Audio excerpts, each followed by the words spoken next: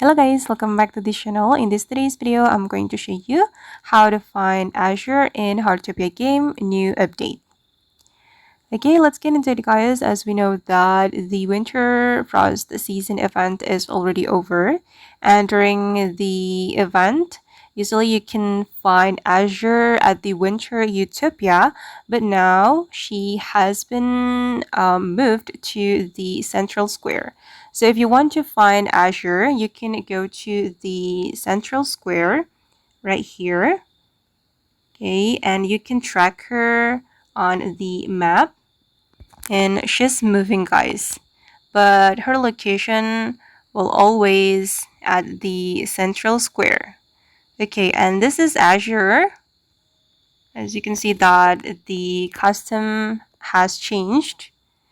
Now she's not wearing the winter clothes anymore, and I'm going to open the fashion wave hobby.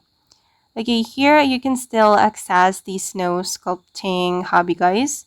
You can buy the ticket for upgrading the hobby. Then you can also buy the snowball sculpting bench and the snow sculpting hobby. Okay.